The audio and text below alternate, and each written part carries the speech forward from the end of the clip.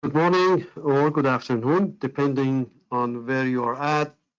My name is Atarot Azizi Namini, Director of the IBT, ABC UTC, and very warm welcome to our February 2024 monthly webinar.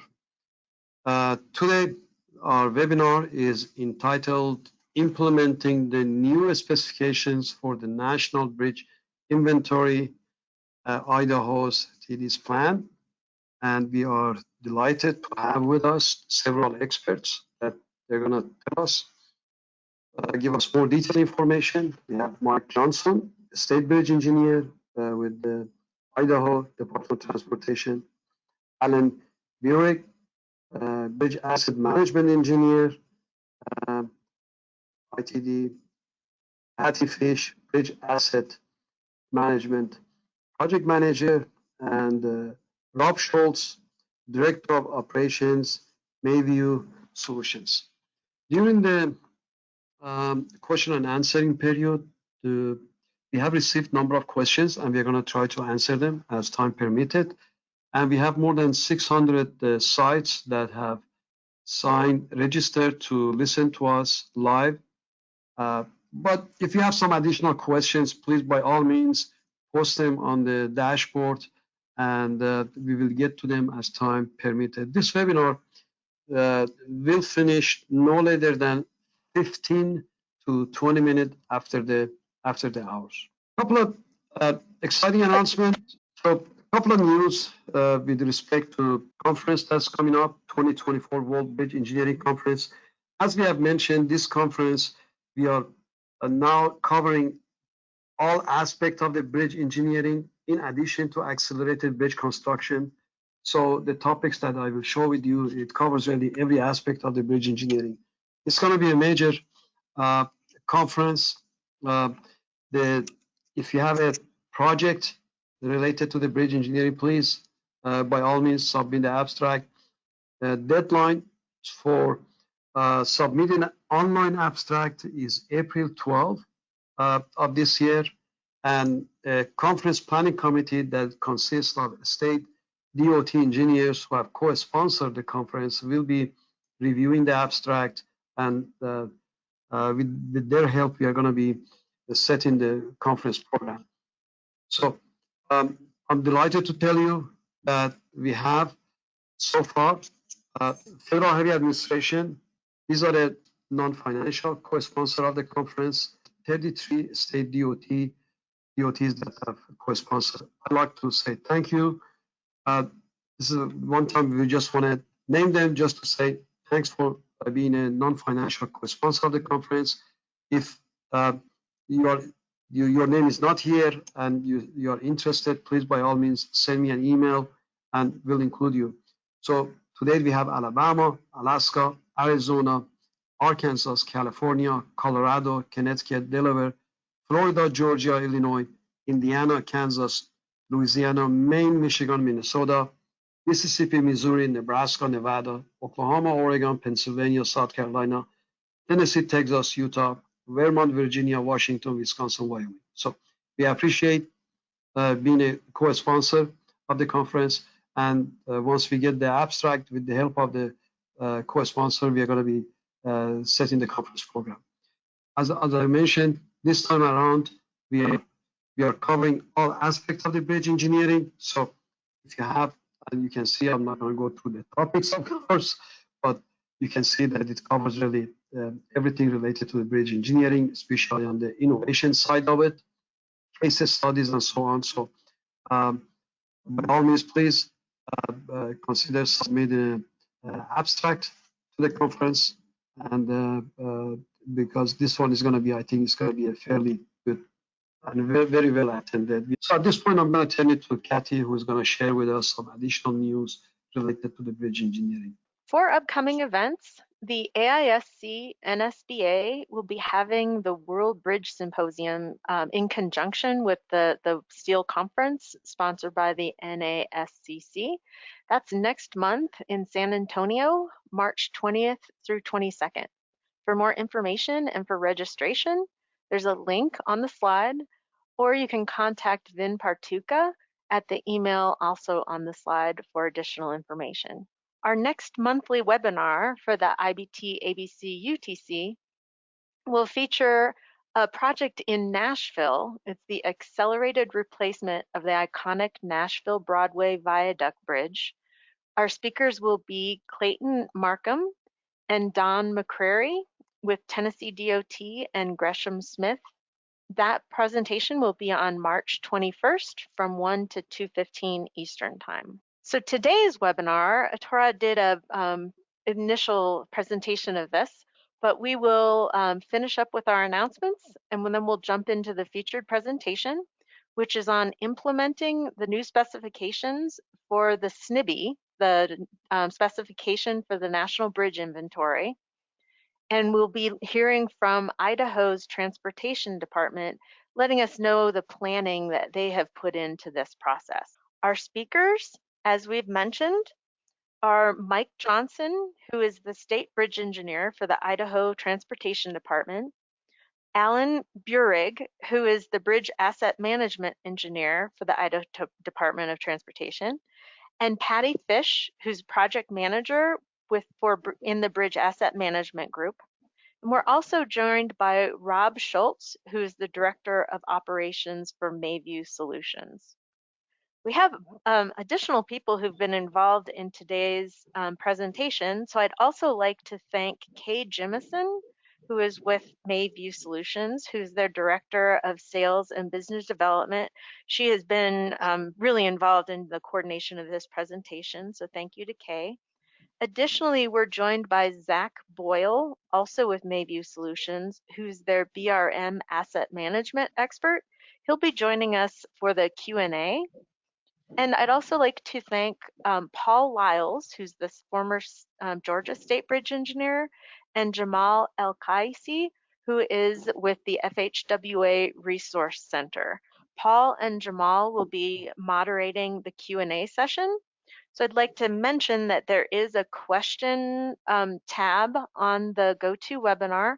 So as the presentations are gone through today, please do add any questions that you have. We will be doing the question and answer session at the end of all of the presentations. So with that, I will turn it over to Mike Johnson. Yeah, thank you, Kathy, and thank you for involving us in this webinar. And webinars are a great way to get a lot of information out to a group of people, but you missed that one-on-one contact. So I wanted to give you a little bit of Idaho and pretend like we're all here together. So as you can see, I'm Mike Johnson, and we're going to have Alan Burig and Patty from ITD help us out on this. I am the State Bridge Engineer. I've been in this position for the last year and a half, and I took over from someone who was in for 25 years. So I'm still on a learning curve, but I'm excited to be part of this and working with the SNBI updates with Alan and Patty. I have good people working on my team that I'm very confident in. Just a little bit of Idaho, and for Idaho, you can see that white stuff on the mountain. That's what we call snow here in Idaho. I don't think you have it where you're at, but this is just a little view of what we have in Idaho. We are the 39th largest state in the union. We have just under 2 million, and actually I heard that we just went over 2 million now. We're the second fastest growing state in the nation. The area, the size of Idaho is just about 83,000 square miles. We're the 14th largest state by area. We are a rural area, but in the Boise and some of the cities, the main employer is a technology. We have Micron Technology here, and which is a major DRAM manufacturer. We also have a lot of manufacturing, and we're probably known more for our agriculture and food production, but we also have tourism and outdoor recreation because of the mountains and the wide open space. Like I said, we're probably best known for our agricultural state. We are famous for potatoes, and yes, we aren't Iowa and we're not Ohio. A lot of people get us mixed up for that. We're We're right next to Washington and Oregon.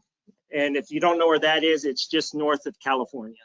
So we're famous for potatoes. We produce about 32% of all potatoes in the United States, but we also are a big producer of sugar beets, dairy and cattle. We have a lot of hay and barley, and surprisingly, onions is almost as big as crop as potatoes. A little bit about ITD. We have about 1,560 employees. We're broken up into 6 districts plus a headquarters division. In 2023, we had just a little bit over $1 billion in dollars in construction, and this year we're probably going to go up to about $1.5 billion. We currently have $1 million bridge program. That doesn't include some other project or programs that we are constructing bridges in, but just solely focused on bridges, it's $100 million. You can see our staff. We don't have a large staff. We're around 33 people, but we're broken up into bridge design, bridge asset management, and then a planning group. We have 2 design groups, and then Alan's in charge of the asset management. And this actually recently has changed. Patty is now directly working with me with her new promotion, but she's everything you need to know about the SNBI. So our inventory.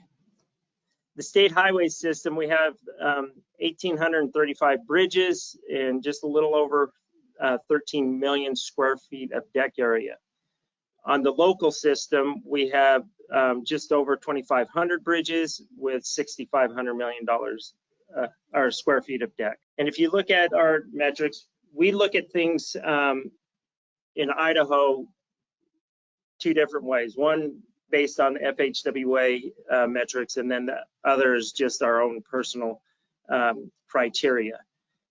We have 80% of our bridges of a 6 or better, and 20% are 5 or less in the on the state system. On the local system, 66% of our bridges are 6 or better, and 34 are 5 or less. And you can see the area of bridge by districts, so you can tell which districts have the big cities. Boise's in District 3, and then the Spokane area, which falls into Idaho, is in District 1. So you can see that there's a lot of population there, and so that's kind of where the bridges are populated or focused. And then on the NH system, what we report, we have just over 75% of our bridges are fair or better. 22% are in good condition, 7 or better, and then just over 2% are 4 or less. So with that, I'm going to turn it over to Alan, and he's going to start this off with the SNBI overview. So again, my name is Alan Burig, and I am the Bridge Asset Management Engineer for the Idaho Transportation Department, and I'll be talking about the SNBI from an overview of the state's perspective.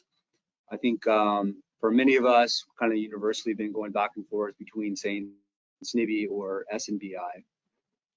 And in the presentation to follow, you'll hear that probably both ways. So underneath the Bridge Asset Management Program, we've got a load rating program, and we in Idaho have gone to fully automated permitting for our over legal loads.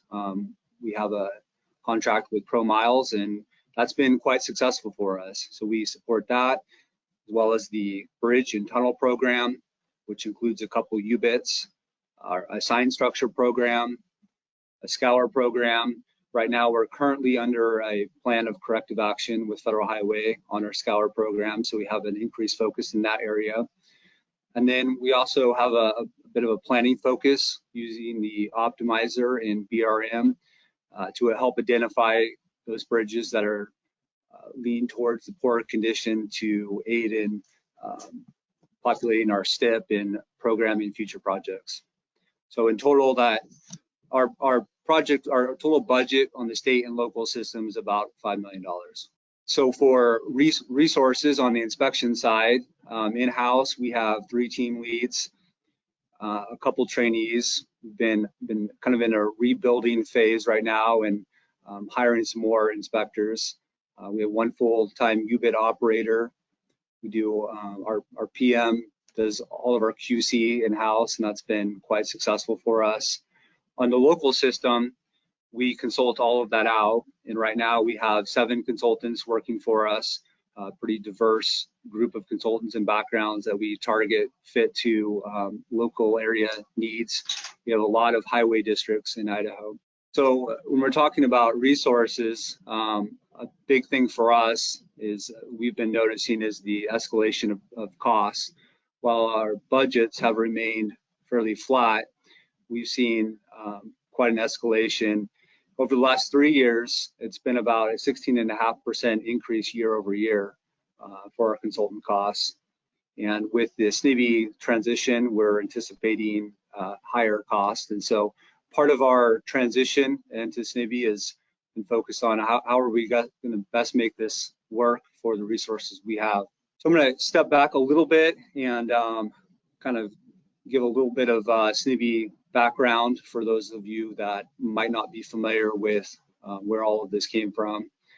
So it was in December of '67 that there was the infamous bridge collapse that started the bridge inspection program in the country.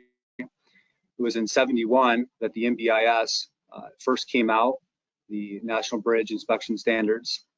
The first coding guide followed in '72, and since '72 there's been a few revisions, the latest revision being the 1995 coding guide, which I'm showing off here to the right.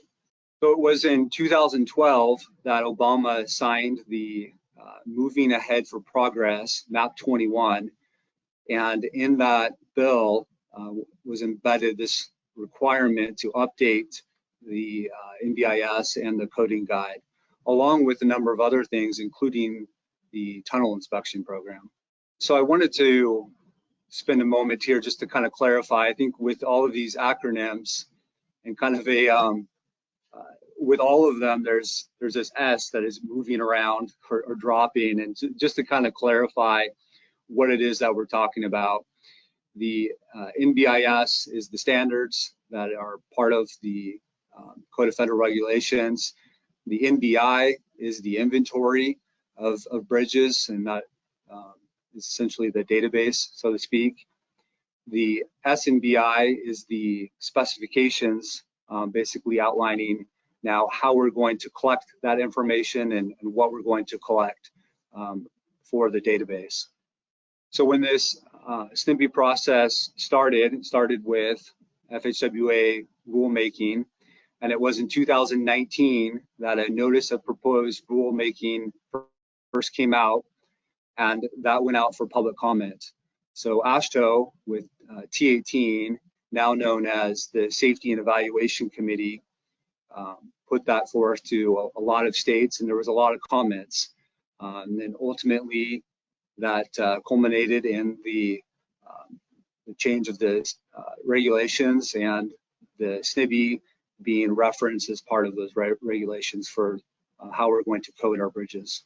So as far as what the states had to say for those comments, there was a lot of comments, approximately 1,600, and there was a lot of focus on things like scour condition ratings, bridge railings, load posting status, and really a lot of concern from states about how much this would cost in moving forward and how long it would take. Some of the concerns for us in Idaho, given we have a set number of resources and budgets, was a concern about shifting from our primary focus of inspecting the bridges to now having to collect all of this additional information and how we would achieve that. Also for us, it felt like there's some redundancies in the data collection process. In Idaho, we are a AASHTO aware state that uses both the BRM software, bridge management, and the bridge rating program, BRR. And for example, in BRR, there's a whole lot of information that has to go into BRR to make the bridge rating models. And so a little bit of redundancy on how we collect data, and then now having to fill out the new information that's required with the SNBI. Here to the right, I have a picture shown of a diagram for a bridge just in our BRR load rating database system. So with that, with the 2022 SNBI coming out, a few of the things that were included in that is you'll see this data set relationships, this many to one type relationship. There's a total of 154 items required in the SNBI, 54 new items, 113 initial items that won't change from inspection to inspection. So there's kind of some new items that we're collecting, some that are just going to transfer straight over, some items that are going to transfer over but will have to be reviewed.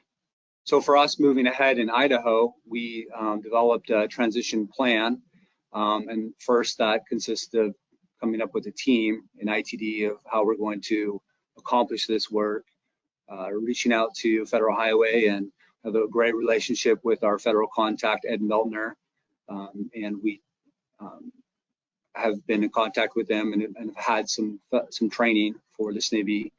We have been working through some crosswalk type transition spreadsheets to be able to figure out the best way for us to transition some of our data, and then also continual focus on QC, QA of that new data that we'll be collecting. So our transition team consisted of folks within the department that had knowledge of design, construction, maintenance, and we also included our former state bridge engineer, Matt Farrar, who has a lot of background and understanding of when in Idaho we made particular changes to our design policy.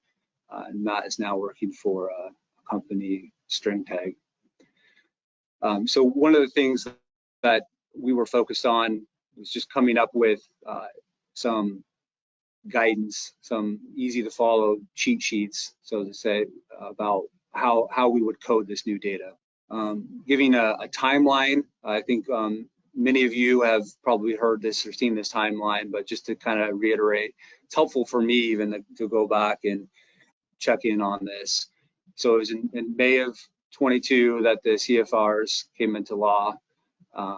March of 2025 is going to be the last submittal of the 1995 coding data. And then there's a couple years where we're coding towards the SNBI, but we're in a phase of realizing that there's going to be not a complete data set. And it's in March of 2028 that the expectation is for that third round of submittal to be compliant.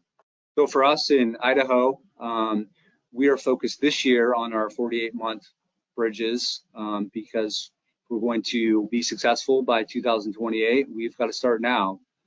And so we've started on that process. Patty will speak to that in more detail, but our plan is by 2025 to be fully inspecting using the SNBI. Hey, everybody. I'm Patty Fish. I'm program manager and bridge at ITD, and I'm going to talk a little bit about our SNBI data collection and how we got where we are right now.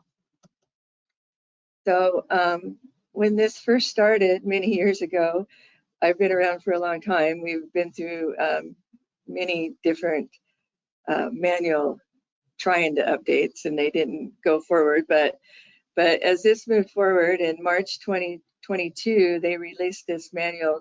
It definitely became a reality, and it just seemed very overwhelming, not knowing where to start. And I'm sure that most states in the country were in the same position with some of our bridges on a 48-month cycle. We had to start the process in 2024, or like Alan said, we wouldn't be compliant by March of 2028. We have a very strong background with BRM. We've been a BRM state for over 20 years.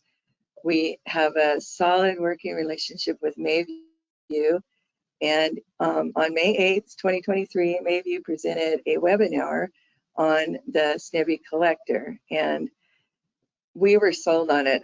This says Idaho was sold, but it was really I was sold on it. This was our way forward. So we started the process of getting the BRM mobile license, and we turned on our plan of action to FHWA in June of 2023. We started testing the collector in August of 2023, and we had myself and a couple of inspectors testing, and Mayvue has been very responsive to any issues or any ideas that we have to make it better for the inspectors. And they usually have those things completed by the next day. So that's been very helpful to us. I just want to tell you a little bit about how you get the files into the collector. You just create your NBI and your MBE files, which every state in the country create those to turn into the feds in March. So it's very easy to create those files, and you turn those over to Mayvue, and they run it through the translator. They bring it into the collector, and your data is there. They send you a URL, and you're ready to go. This year, we're going to be doing the SNBI and the old coding guide. The NBIS inspections will occur in tandem. And so the inspectors will be doing both on the 48-month inspections. The data will be collected and stored on the Mayvue server until the migration to BRM 7.0, which is when BRM is supposed to release all of the SNBI fields. Mayvue will integrate that data for us, so we don't even have to do that part. They will integrate the SNBI data into our current data. The collector can be used on all platforms, which was a really selling point for me. It started out as being a mobile app that you had to download, and they listened to the users and put it on, I don't know what they did, but they made it so that it works on laptops. There's no app to download. It's very convenient. 90% of our SNBI data fields can be entered in the office, and this came directly from our inspectors. The numbers did. So they use the plans, past inspection data, and our ITD guidance worksheets and spreadsheets that Alan alluded to that we had a consultant create for us. 10% of the SNBI data fields actually have to be collected in the field. So we went live with the collector in January of 2024. We have 517 bridges on the 48-month inspection interval that have to be done this year. 37% of 2024 inspections will get the SNBI inspections. I like the way the plan that we made, because the subset of bridges makes it much easier on the inspectors. The inspectors only have 5 to 10 inspections that they have to do with the new SNBI requirements every month. So it's spread out throughout the year. It's not so overwhelming for them that they're crazy, which happens. So it was good for the inspectors, the way we're doing it. FHWA, we just took a SNBI training from FHWA. It was 2.5 days. We just did it last week. All of our inspectors came. It was very helpful, I think. It was very beneficial. And if you guys are interested, here's the website to go out there and reach out. It's no fee to the states. It's done by the Resource Center, and it was very helpful to our inspectors. So I'm just going to give you a quick step for inspection, how easy it is. We download our bridges on the device in the office. We fill out the items using the plans, past inspection, and guidance, like I already talked about. Then you sync bridges back to the server. Then you download the bridges again on a tablet, the bridges that you're going to be inspecting. and you take that tablet to the field and complete the inspections. And then you come back in the office and you sync it back up, and that's it. It's been relatively easy. It's gone relatively good. We're new into it, but so far it's worked well. And I'm going to turn it over to Rob.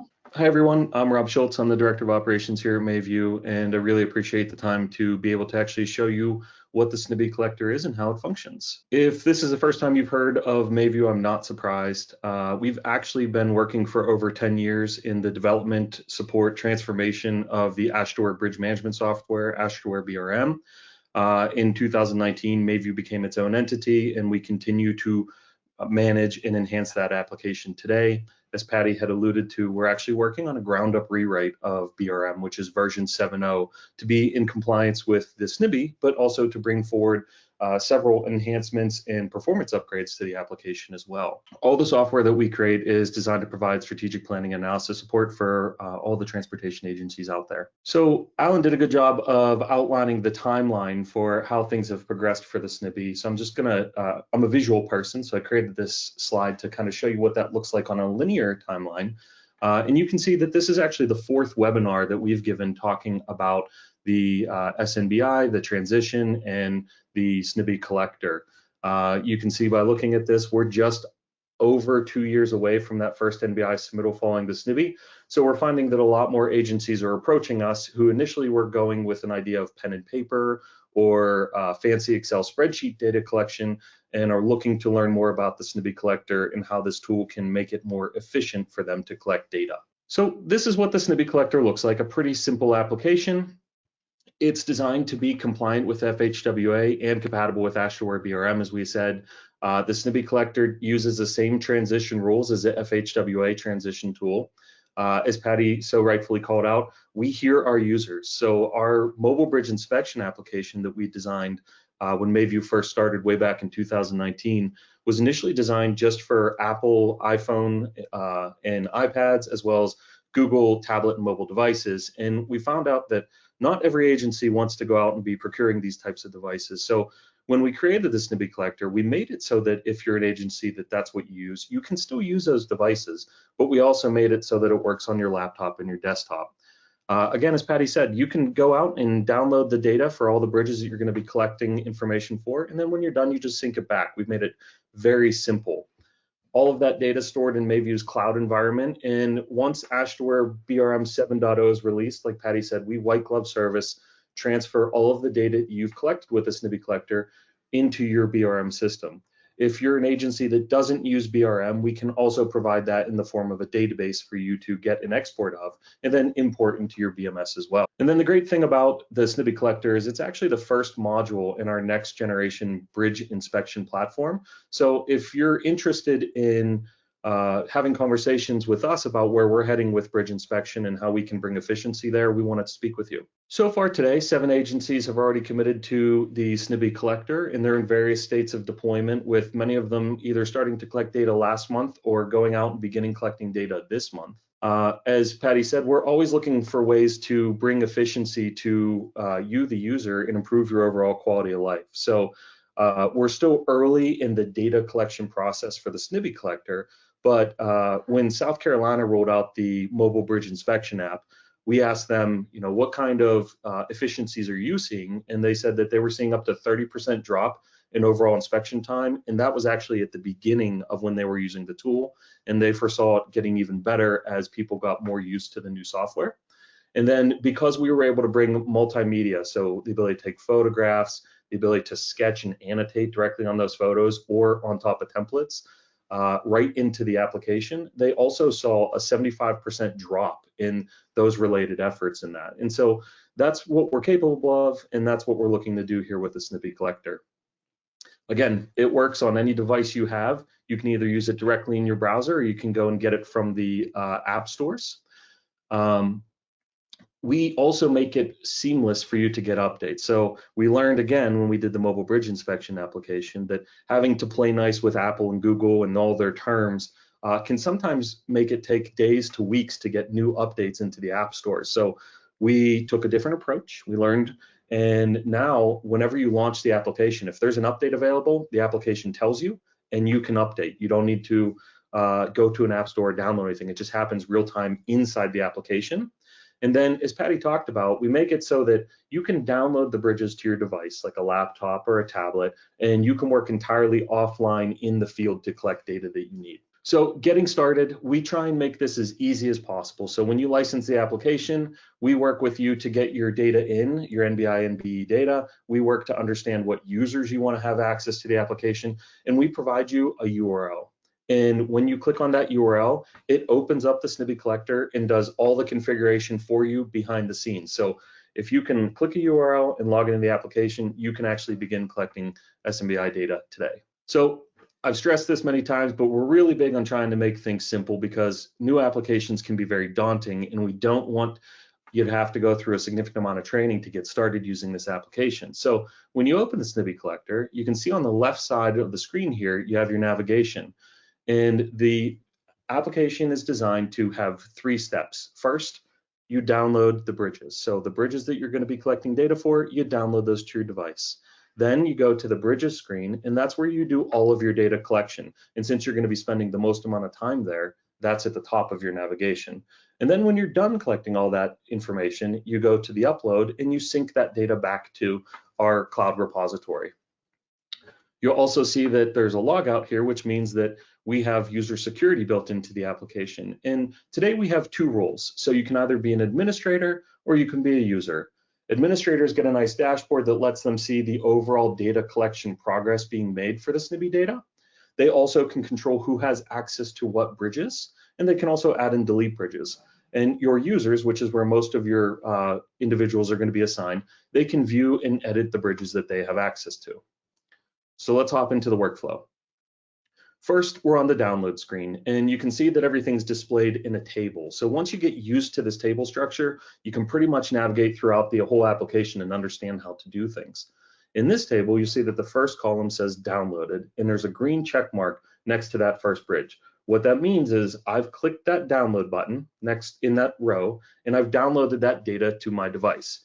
So let's go ahead and download a few more bridges. And now you can see I have 5 bridges downloaded to my device. These are the ones I'm going to be inputting SNBI data. What you don't see in the screenshot is at the very bottom of this table is also a download all button. So if you're so inclined, you can download all of the bridges that you have access to. Now that we've downloaded bridges, let's go to the bridges screen. And again, the bridge list screen displays all this information in a table format. You can see above the table that there's a number of settings or options. So let's talk through that before we get into editing the data. First and foremost, you can see that I've highlighted this toggle for use SNBI transition coloring. And down below in the table, you can see that I have fields that are yellow, green, and red. Well, what do those mean? So if we tap on that view legend button in the middle of your screen there, it pops up a legend that says all of the fields that are green indicate that there was a clean transition from NBI to SNBI.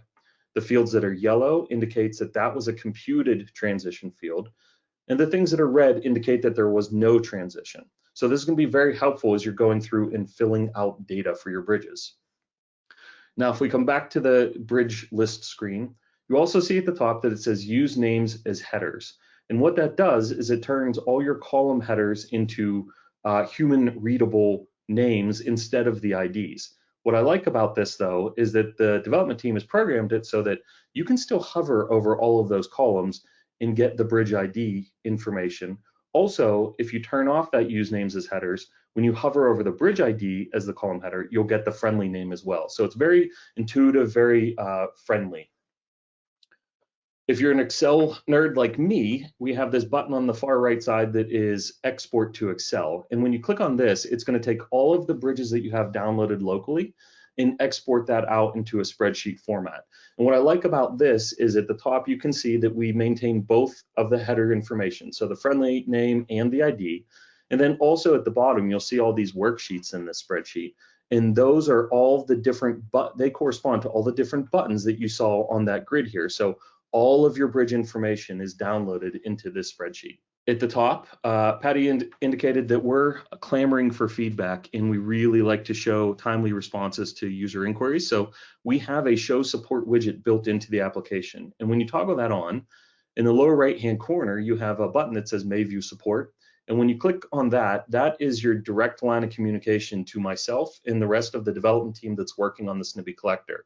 So agencies have used this to ask questions, agencies have used this to report bugs, or also suggest quality of life enhancements. And as Patty indicated, the team is very, very antsy to try and turn things around quickly. So a request can come in, we can develop it, QA it, and release it in a very, very tight timetable so that you're getting the benefit of what questions or feedback you're providing. And then also dark mode is a thing that many people like. So we've also added the ability for you to toggle on dark mode if that's for you. Lastly, notifications. So this is if I logged in the application, I haven't downloaded any bridges yet. What we'll see happen is in the upper right hand corner, I'm actually going to get a pop-up notification that says, hey, you haven't downloaded anything. Go to your download page to get some bridges and get started. One of the other things here is if you log into the application and we have pushed out a new update, you'll see this green notification. And if you click on that, it just updates the app real time in a matter of seconds, and then you're on the latest and greatest version. All right, so let's get to collecting data. And you can do this in two ways through this application. So one, the tables are actually editable inline. So if you're looking to update multiple bridges information in one fell swoop, you can do that directly in the table. So here you can see this was a red field. I typed in some information that turned that field green right in the table. So you can do that for all your yellow, red. The other way to edit information is if we scroll all the way to the left, the first button here is edit. And when you tap or click on that, it opens up a form view that you may be more familiar with for editing information. Now, there's a lot of helpful things on the screen, so let's walk through them. At the top, you see filter by transition type, and you see green, yellow, and red. And again, that corresponds to how that data came over from NBI to SNBI. Green fields are all read only because that was a clean transition. There's no reason for you to be editing those fields. So you can see as you look down through, they're a lighter gray, which means that we've made them read only. So one of the pieces of feedback we received is, hey, I'm not going to be editing those, so can I hide those? So what we did was we built in a toggle. So I've toggled off all the green fields, and now you can see that only red and yellow fields are displaying. And the way you can tell what field is what is by looking to the far right of those fields. You can see either a red or a yellow dot indicating how it transitioned. So what the application also does is it remembers. So you can go through and update a field. Like this was a red field with a null value. We inputted a bridge name. And once you save this form, you can actually undo or reset it back to what the original value is when you initially downloaded the data set. Also, as you're working your way down this form, you can click this button on the far right here to mark a field as transition. So basically, this is you saying either I have reviewed the field and the information can stay the same, so I'm going to say it's done, or I've modified it and I want to say that I don't need to review this field anymore. So you can mark it as transitioned. It'll turn that button green, and then when you save the form and come back in, this will now be a green field. So as you're working your way down, you can slowly whittle away at that list. So that's the primary way for you to be inputting data into the application. But as you can see, there's a lot of buttons on the screen. So finding the field that you're looking to edit may be challenging when you're first getting used to this application. So what we've built in is what we call field search. So if you tap on that on the left side, it opens up a table and you can click into any bridge and it brings up a long form that has all of the fields that you can edit in the application. And so if you know of an ID of a field that you're looking to update, you can type that ID or name in here and it'll quickly go through all of the fields in the application and show you where that field exists. So this is a nice and easy way to find something that may be buried in a sub-navigation. Also, what we've added into this is AI. Now, I know AI can be a very polarizing subject and there's a lot going on about it in the media today. But we're only looking to use AI in ways that can be meaningful to you. So what we've done is we've built this AI assistant that is in particular knowledgeable about all of the information contained in the SNBI guide, but it also can answer questions about the local data, so the bridges you've downloaded on your device. First on the screen, you'll see that I've highlighted View SNBI PDF. And what that does is when you click or tap on it, it pulls up the SNBI coding guide. So if you're in the field and you want to reference that, you have access to that at your fingertips. But also what you have is the ability to toggle on the radio button here for PDF, and then you can ask it questions. And the AI has been taught the information inside that PDF, and it'll provide knowledgeable responses about that information. So here I grabbed an FAQ directly from the FHWA website, and the response that it provides is directly in line with how FHWA responded to that FAQ. And like I said, you can also ask it questions about your local data as well, and it should be able to provide a tabular format answer to what questions you're asking. So fast forwarding, we've gone through, we've collected all of the data, we've downloaded the data, we've collected the SNBI data, and now we're going to sync it back to our server. So you come to the upload screen, and you can see here that for each of the bridges, there's a sync button. And then what you can't see here is at the very bottom of the screen, there's a sync all button as well.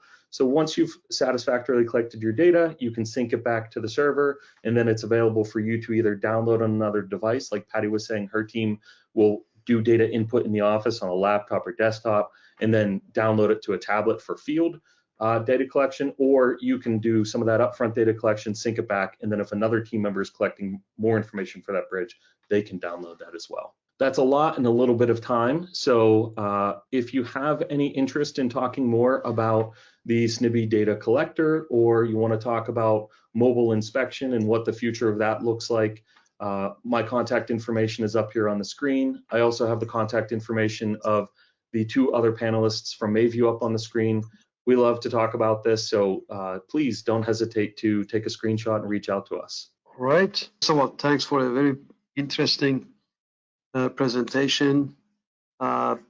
Certainly, the asset management is a one question that we have seen that many state DOTs really over the last few years have been asking questions, and it's very top on the priority. So thanks for the presentation. So at this point, we are gonna turn it to Paul Lyles and Jamal from the Federal Highway Administration to moderate the question and answer period. Paul? Okay, thank you, Ettore. Can you hear me okay? Yes, we do. Okay.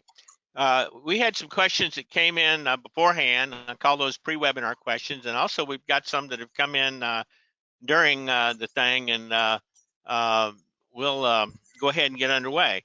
The first one I have here is a pre-webinar question. It says, can the BRM 7.0 include other types of bar reinforcement?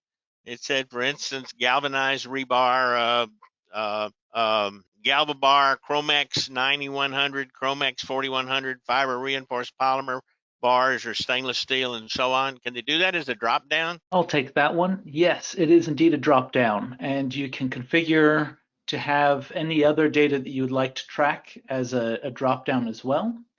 And this data is part of the SNBI data that is reported for each span set. Another one that came in earlier was, do you feel that there are missing variables that we need to be including in the SNBI? Yeah, so of this one, from the many agencies we've worked with, they've kind of identified several fields that are no longer required by the SNBI, but that are still kind of critical for agencies to manage their structures.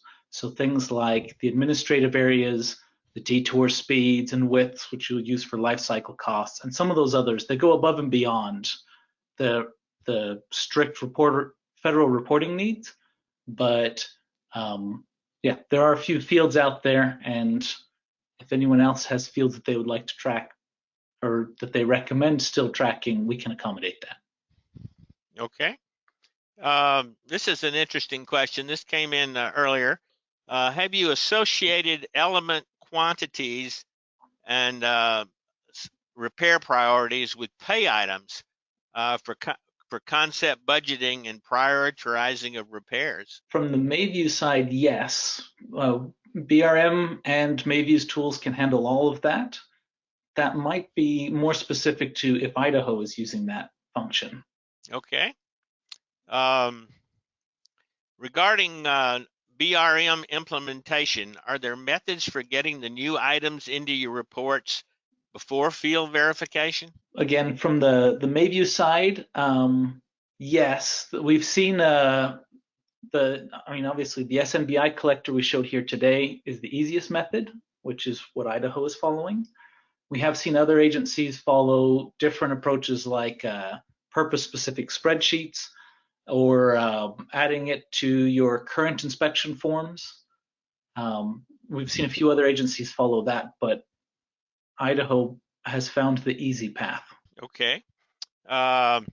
This one's came in beforehand. It says, what are some of the major changes for engineers to be aware of in the new specifications? You mentioned a whole bunch of new items. I don't know if you could summarize some of the main efforts there. Yeah. So some of the largest changes, honestly, the very largest changes are not just in forms of the data collected, and I should certainly let Alan speak to the data collection part, but there's also this change to your processes. So the SNBI now requires you to submit like the date when the inspection was QC'd, or when was data edited, or when was a posting need identified, and then when was it addressed. And so changes to some of those processes may be the biggest change that comes through. I see the Idaho team unmuted there too, if they would like to speak about their experience with trying to collect the new data. Sure, I can speak to that a little bit. This is Alan with ITD. There's definitely a lot of new items that we were not really focused on before. The roadside hardware, bridge railings, some of the protective coatings, and a lot of the things related to load ratings.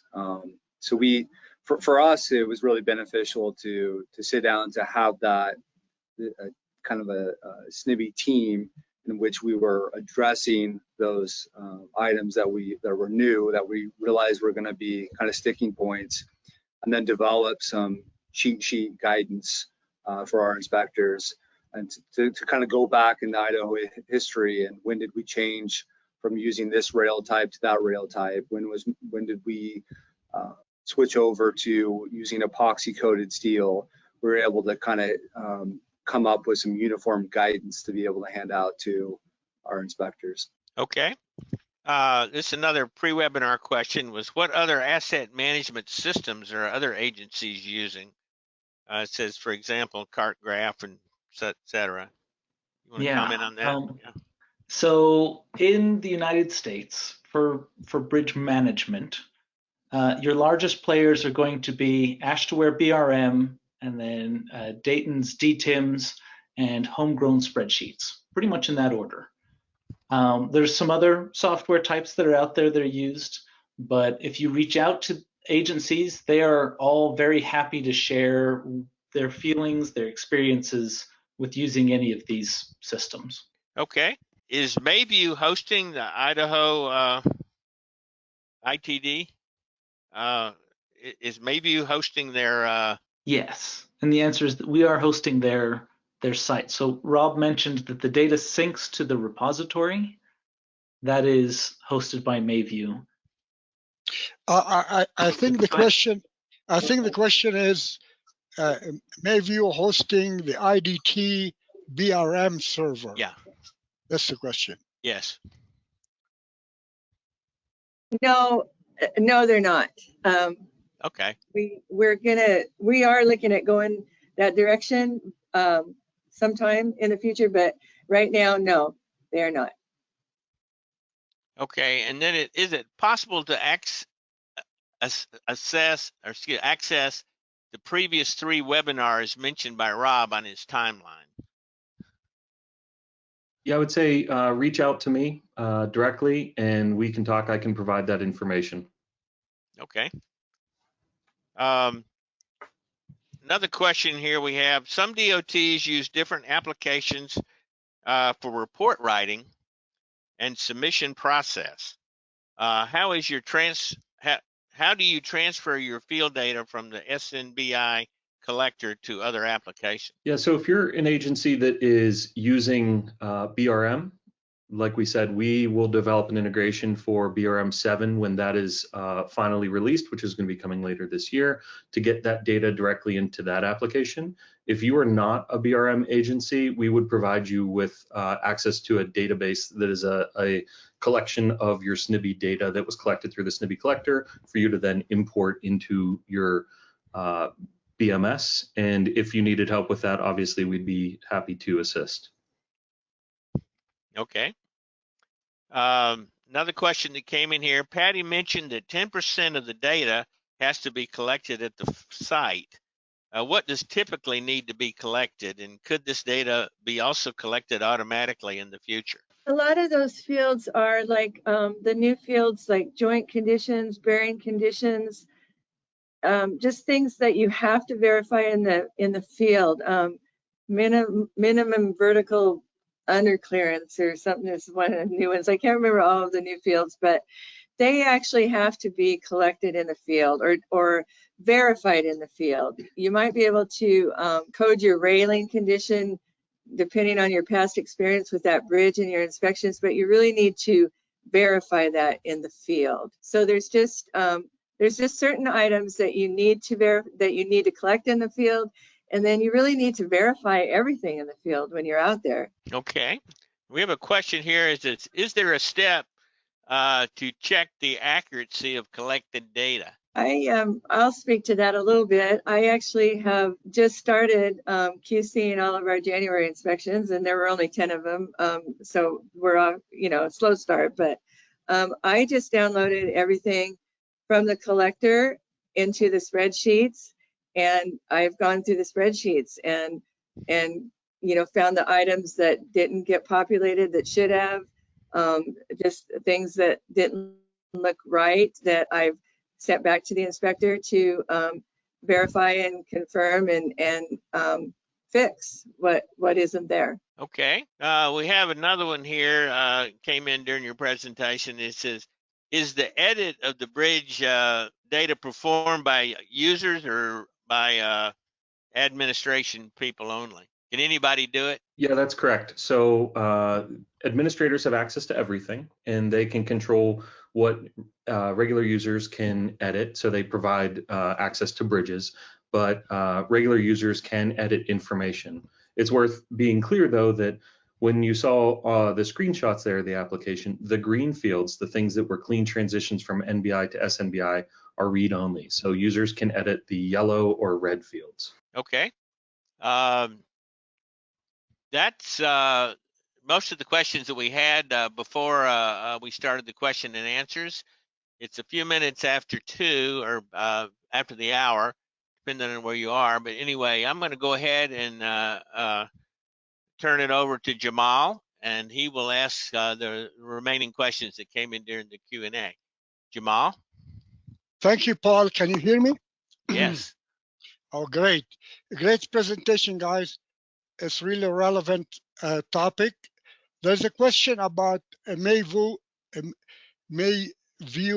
application. Is it patented or is it American-made product? The application was developed by the Mayvue team here in the US. There's another question that came in during the presentation, and they're asking IDT for the 48-month interval inspection. Is March 2028 the deadline for the new data entry of these structures? Yes, it's March 2028 is the deadline for all of your structures to have the SNBI inspection done. Great, thank you. And there's another question came in. Can they provide the guidance they give their inspectors for epoxy coated steel? Do you give guidance to the inspectors about coating epoxy coated steel? It's for us. It's Idaho specific. I mean, we look back at our design changes that we've made over time in Idaho, and so I don't know that us providing that would have any value to anybody else. It would be state specific. Oh, okay. All right.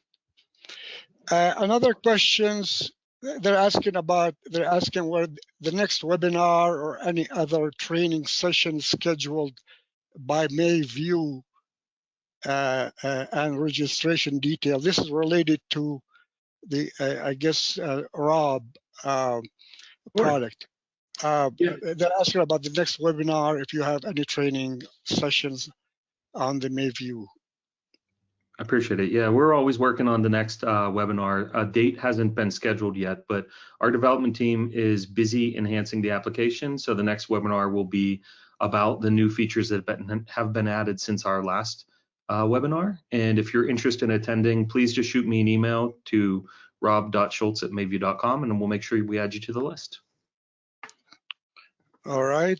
And the last question that came in, have they heard anyone heard who converted to Bentley asset-wise system and converted that to Ashtaware? If anybody heard anything about that? I am not sure exactly what the question is asking, but okay. The question about Bentley product, which is called asset-wise system. Yes. Mm-hmm. And the question is, have they heard anyone who converted to Bentley asset-wise system to Ashtaware? Yes. So most of the agencies currently using AssetWise will continue to do so through the submittal period this year, and I believe their plan is for next year. But if you'd like to reach out to us, we can get you the contact information of some of those states so that you can ask them about their long-term plans. All right. I think this is the last question we have that came in during the presentation, but a great presentation for Rob, Patty, Mike, and Alan. This is really important for the states to hear about the Idaho experience. All right. Thank you. Thank you. Thanks, Jamal. Thanks, Paul, and for moderating the question and answer period. And thanks to our speaker. It was a great presentation and very, very informative. And Mike, by the way, I have seen those wide stuff that you have on the mountain. Maybe Idaho, I know, is a best kept secret among the states. So we may visit you at some time. So yeah, let's just keep it a secret so not everyone comes. I know. So also, again, please consider submitting an abstract. The deadline for submitting an abstract for the conference is April 12th. And if there are some additional states that your name was not among the non-financial co-sponsors, please send me an email or send Kathy an email, and then we'll make sure that your name is added. And also, one piece of information that I did not mention is travel scholarship are being developed that we are going to support travel expenses of state, DOT, and the bridge owners to attend the conference. And again, the conference is going to be held in December of this year in Miami, Florida, at the Hilton Hotel, and we hope that to see many of you at the conference. So on that note, we are going to conclude our webinar today and hope to have you back with us next month. Thank you.